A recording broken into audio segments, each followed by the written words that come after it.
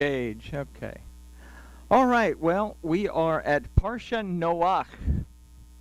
And it seems like everything else. It seems like it was just very recently that we taught this. I can't believe a year's gone by already. But Noach is a pretty diverse parsha.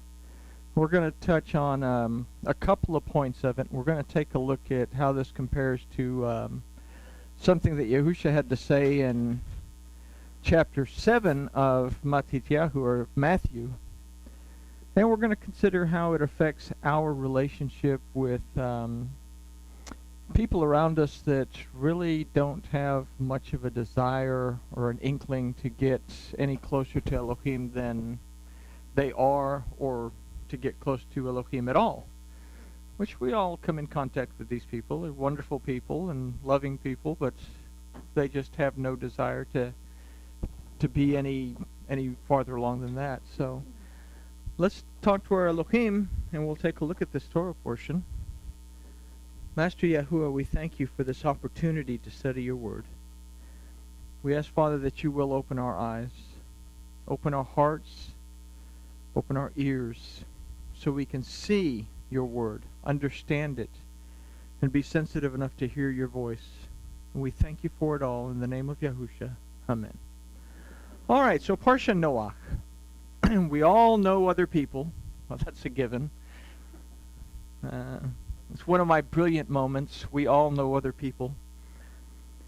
How conscious are we as to how we influence others, whether for the good or for the bad?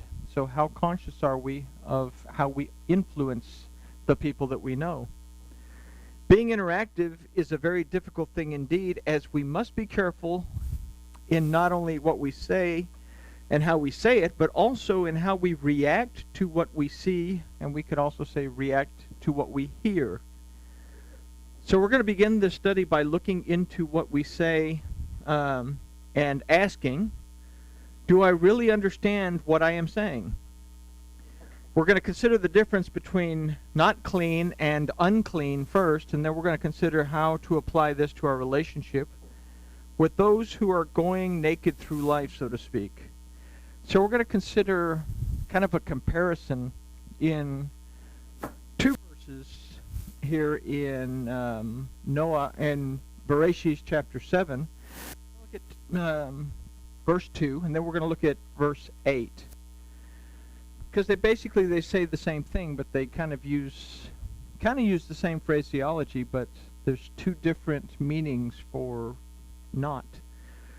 So verse 2 says, "Of every clean beast you shall take to yourself 7 and 7, each with his mate, and of the beasts that are not clean, 2 and 2, each with its mate."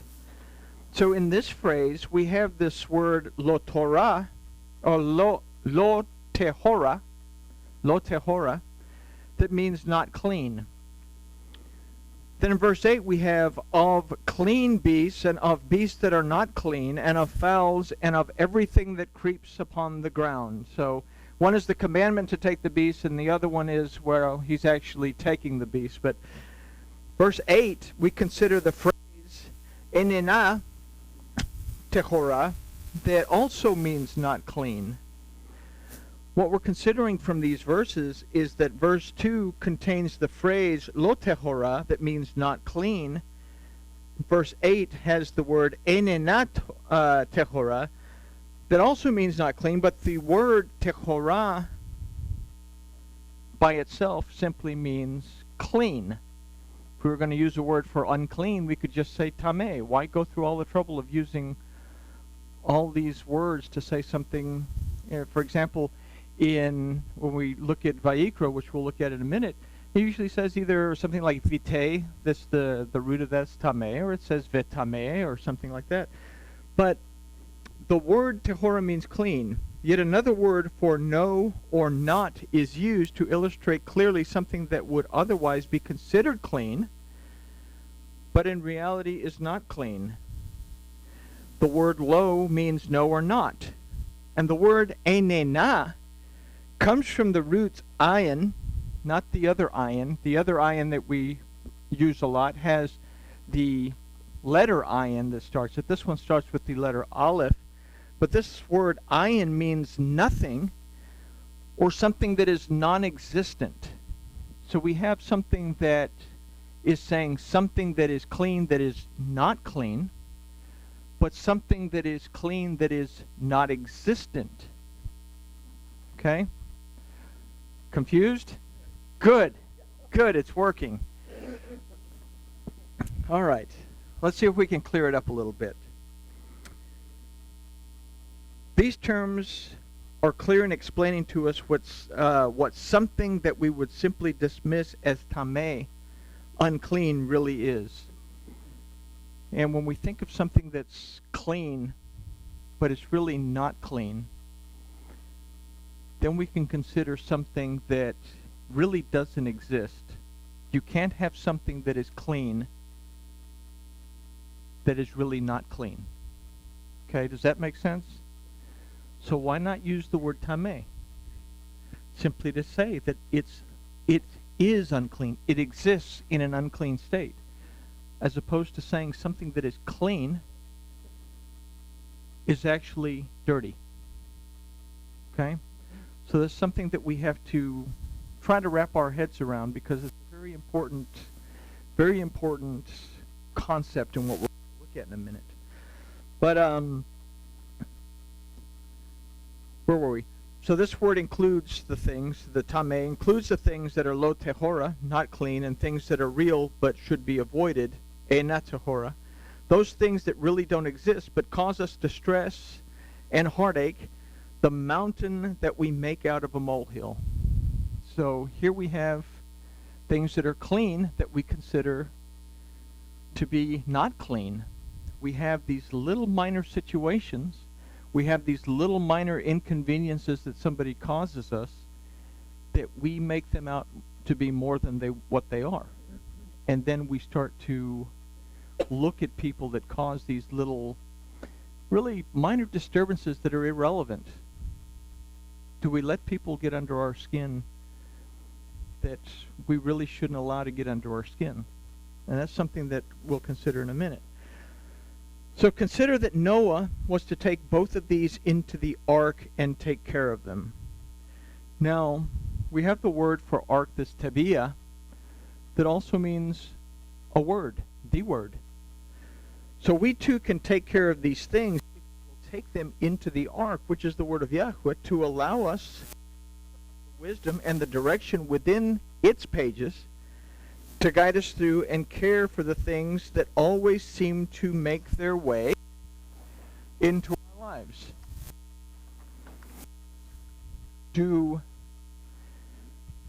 I guess this is kind of a far-fetched question, but do bad things and serious situations just happen? Or do we allow them to happen because of choices that we make that we think, okay, I think that I'm making the right choice, but sometimes the right choice that we think that we make isn't the right choice, and the next thing we know, something that was potentially clean has become unclean. Okay? So you start to see how this is working. So, Vayikra, chapter 11, is something that we need to consider as far as unclean animals from the perspective of the word tameh. It literally means unclean. And verse 2 of chapter 11 of Vayikra says, "Speak unto the children of Israel, saying, These are the living things which you may eat of all the beasts that are on the earth." So in the phrase, "speak unto the children of Israel, saying," we see the word dabaru, that means to speak, but from the root dabar, means proclamations, declarations, promises, and commandments. And again, we've gone through this a couple of times, but le'emor means saying, but also means to speak from the heart. And if we consider that it is Yahweh who is speaking, then we have to consider that what is about to be proclaimed, declared, promised, and commanded is from his heart, the Torah. This verse says, "These are the living things which you may eat." So right away, in the Torah, it tells us the steps that we have to follow in order to maintain a healthy life, not just physically, but psychologically, spiritually. The word for living things is hachaya, that comes from the root chai, that means life, or something that brings revival. So what do we find in the Torah? We find the declarations, promises, proclamations, and commandments of Yahweh Elohim that not only give us life, help us to live a healthy life, but that also bring revival to us when we have allowed what would otherwise have been a clean thing to become an unclean thing in our life. Make sense? Okay. So I lost myself earlier too, so I didn't realize I'd used so many words to say something so minor. But anyway, we can now consider that it is from the word of Yahweh that we are to tochelu, that not only means to eat, but it also means to devour and to consume. So we go into the word in order to eat the clean things that bring us life and revive us. We have a problem. We don't know how to handle it. We can talk to a friend, but we can also talk to our best friend and get an answer within the pages of Torah that will give us an inkling as to what to do. Like I've said, the Torah has an answer for every problem that we might come up under the sun. I mean, from how to handle a bad business arrangement or an unruly child to how to unstop a sink. Really. Or maybe how to keep you calm while you unstop the sink. Okay, there we go. Verse 3. Whatever parts of the hoof and is wholly cloven-footed, and choose the cud among the beasts that you may eat. So it's describing what we can eat. So we're saying, okay, well, what does this have to do with anything? The phrase, whatsoever parts the hoof and is wholly cloven-footed, we can consider a very literal reference to divisions of the parsha. The word for parts is mafreset, that means to divide, and the word for hoof is literally parsha, that comes from the root paras, that means a division. So when it says, whatever has a cloven hoof that you may eat, it's telling us, eat from the divisions within my word. That's clean for you. Whatever chews the cud. In other words, the idea is that you take it in and you chew on it until it's okay to swallow, and then it's something that you can digest. Whereas we're going to find out here in a minute that that's not necessarily true with one of the animals we're going to consider. We're going to consider the swine. We'll go through the whole list of animals when we get to this Torah portion in Vayikra. But so, the word for parts is mafaset, like I said, divide. The word for hoof, parsha. Considering verse 2, we can formulate an idea that the proclamations, declarations, promises, and commandments that we are to consume will have divisions or parshas. There are several animals mentioned in chapter 11 of Vayikra that they're literally tameh. Doesn't even make any mention of them being tehor. They are literally tameh. They're not clean at all. And one of these is in verse 7 that should make the most impact into our discussion. Verse 7 says, and the swine, because he parts the hoof and is cloven-hooded, but chews not the cud, he is unclean unto you.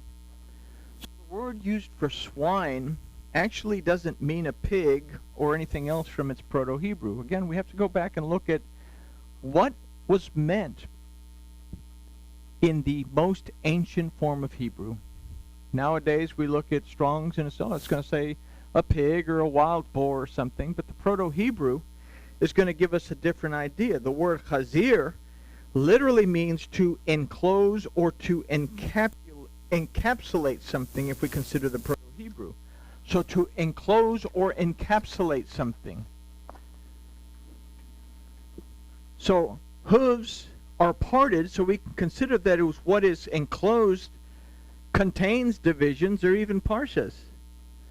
So let's look at the phrase, but choose not the cud. The idea in this is that although what is eaten may be digested, it's not chewed. There is no consideration taken into what fortifies the body and mind. And this is tameh. Something, literally tameh means that's unethical and immoral. It also means something that's religiously and ceremonially wrong. So therefore, in not eating the swine, the stuffed butterfly pork chop, we are not to consume those things that encapsulate unethical and immoral as well as religiously and ceremonially wrong behaviors. There's a little bit of difference there between the idea of not eating pork and an idea of not allowing things that are unethical, immoral, ceremonially wrong, religiously wrong, to enter into your relationship with Elohim. Everybody with me? Okay. So, they do nothing to fortify the body and the mind. And as opposed to having divisions, they cause division, a separation from Yahuwah Elohim. So we'll do an in-depth study, like I said, of the dietary regulations here in Vayikra when we get to this Torah portion. So let's get back to Parasha Noach, now that we've strayed down the rabbit trail. In order to love our neighbor as ourselves, we must be able to understand what is clean and unclean in ourselves before worrying about the speck in someone else's eye. And let's consider that. This is Matthew 7, and we're going to consider 1 through 5. It says, "Do not judge, lest you be judged. For with what judgment you judge, you shall be judged. And with the same measure you use, it shall be measured to you. And why do you look at the splinter in your brother's eye, and do not notice the plank in your own eye?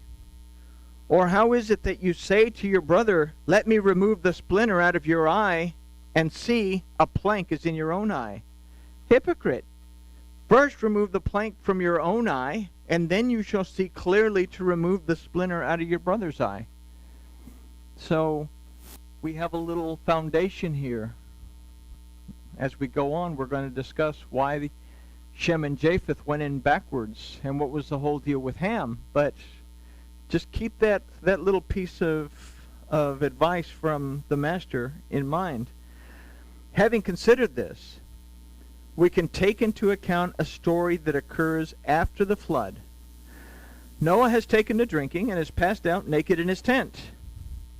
In this story, we'll consider how we deal with others who have flaws. How do we deal with those people who go through life oblivious to what is considered in the first part of the study? So consider this from chapter 9 of Bereshit. And it starts, "And he drank of the wine and was drunken, and he was uncovered within his tent. And Ham, the father of Canaan, saw the nakedness of his father, and told his two brethren outside. And Shem and Japheth took a garment and laid it upon their shoulders, and went backwards and covered their nakedness, the nakedness of their father. And their faces were backward, and they did not see their father's nakedness." So, here's a question. How many people do you perceive to know that are made drunk by false views and as a result are uncovered by the anointing of Yahuwah? I would say raise your hands, but that would be not fair. Because if any come to mind, you have to consider that you've just broken the first 3 commandments. What did Yahusha say? Do not judge, because in the same measure that you judge, you will be judged. We can't judge people. I can't say that person is bad, that person's doing evil. I can say the things maybe aren't what they should be. But how do I help this person without destroying this person? And this is there's a book, it's called the Chaim Chofetz. It discusses a whole bunch of ideas about Lashon Hora, the evil tongue, the evil speech, as opposed to Shmiras Halashon, the guarding of the tongue. So we have to be very careful, because not only can it affect the other person, but it can also affect our own reputation as well. And we'll see this in just a second. So if any come to mind, you have to consider you've just broken the first 3 commandments. We cannot judge others as in one way or another. We are all tameh. We're all unclean. We strive not to be, but in truth be told, we are all fall short of how we should be, which is tehora, meaning clean. All of us come from varied backgrounds. All of us, myself included, if I'm honest, are learning or unlearning 1,800, 2,500 years of things that went contrary to Torah. Somebody asked me about, I don't know why, but November, December, this discussion about the whole Christmas thing always comes up. And somebody asked me about Hanukkah. And they were floored when I said, well, you know, Hanukkah is just is a minor holiday. And everything that we do on Hanukkah is rabbinical takanot. There's no basis for any of it in Torah as far as the traditions that we observe. However, Hanukkah, from a Torah and Tanakh point of view, is very critical because it's the dedication of the stone in the temple with Solomon. It's the rededication of the stone in the temple with Zerubbabel, where Haggai says, from your seed, Zerubbabel, is going to come a Redeemer. If we do the math, we find that Hanukkah was the conception of Yahusha because 9 months later is the first day of Sukkot. So from that point of view, yes, it's very relevant. But is keeping the traditions clean or unclean? And again, this is where perception comes in. We light the candles, and we recognize Torah, and we speak about Torah and try to keep Torah. So we try to keep it within the confines of doing something for Elohim, as opposed to another holiday that mixes, it boils the calf in its mother's milk, so to speak. It mixes pagan ideas with the thing that brings us life. So we have between 1,800 and 2,500 years of Tameh still in our bloodstream. So none of us are perfect. So we need to keep that in mind when we judge somebody else. I'm preaching to me. So there are those, however, that do not understand this and that will do exactly what Ham did. And Ham, the father of Canaan, saw the nakedness of his father, and he told his 2 brethren outside. So why do we feel it's okay to concern ourselves with the misbehavior of others, some of whom we can influence and some of whom we cannot? Some groups of people get a very bad rap of being judgmental. And people don't want to have anything to do with certain groups of people that are judgmental because they're just going to judge me for what I do and for what I am. So it alienates right off the bat. So why do I feel it's okay to concern, or why do we feel it's okay to concern ourselves with the misbehavior of others? How can we handle this other than by vocally asserting our own opinion regarding someone else's life or situation? We do not bring further dishonor to one of whom we gossip about, while also making ourselves to be someone who is not to be trusted. So, do we harm someone else's reputation and at the same time make ourselves out to be someone that nobody wants to confide to because you're going to go and tell the world? We are all, in one way or another, called to love our neighbor as ourselves. We have to be able to minister to others. And we have to be able to do that in a loving way, not in a condemning way. So let's consider what Shem and Japheth did. First, the name Shem means name, but it also means reputation. The name Japheth means to be open, which includes an idea of being open-minded. These two placed a blanket on their shoulder and walked backwards into the room without looking, and covered their father's nakedness. So to understand this concept clearly, we have to again consider the importance of recognizing the beam in our own eye. Consider a beam. We consider the letter Vav. Our carnal perception will cloud our ability to really understand someone else's situation. If I'm looking at someone through my carnal mind, usually when our carnal mind is kicked into gear, that's when the holier-than-thou attitude.